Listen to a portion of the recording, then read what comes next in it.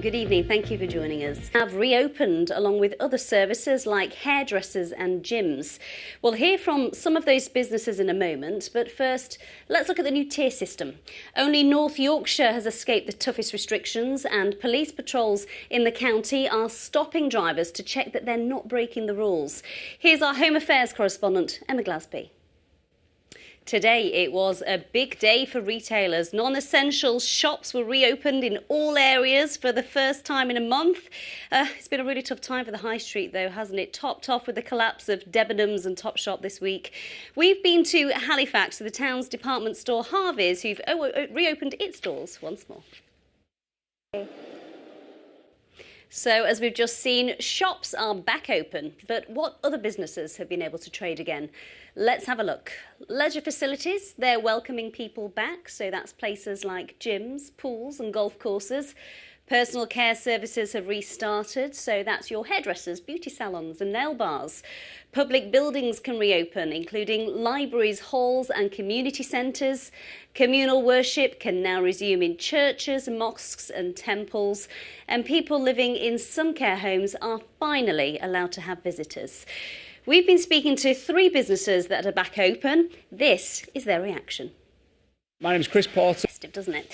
Hospitals in Yorkshire are expected to start administering the first coronavirus vaccine as early as next week.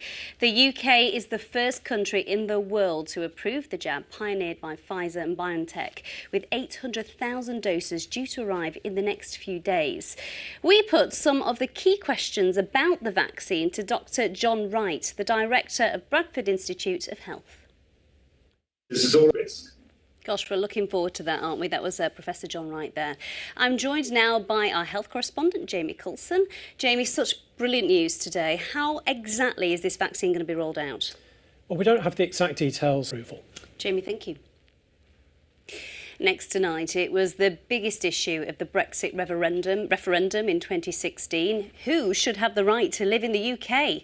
Some politicians promised that immigration levels would fall as a result of Brexit, but official estimates suggest that the numbers of European people living here in Yorkshire has actually risen since 2016.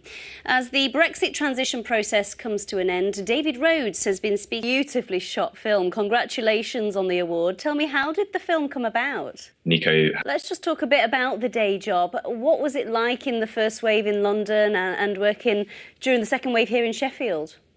Well, in Atlantic. So the climbing is obviously your stress release. Tell me about it. What do you get from it? So many thanks. Thank you very much. It's a great watch. Lockdown Rock Up is online at the Kendal Mountain Festival until the end of the year.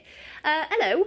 Hi. Cold out there. I can feel snow in the air. Well, there could be some snow. The first snow of the season over the past spells too, and that, Amy, is the forecast. Thank you. Get those thermals out.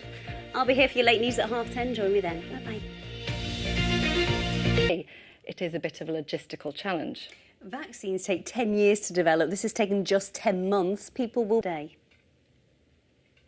Well, today was a big day for retailers. Non-essential shops were finally allowed to reopen in all areas for the first time in a month.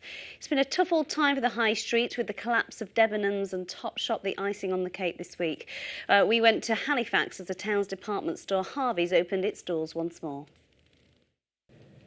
Oh, a little dusting of white snow, that'll make us feel all festive, won't it? That's it from the late team, but we'll be back tomorrow. I'll be back with Look North tomorrow at 6:30 as well. Bye-bye for now. Sleep well.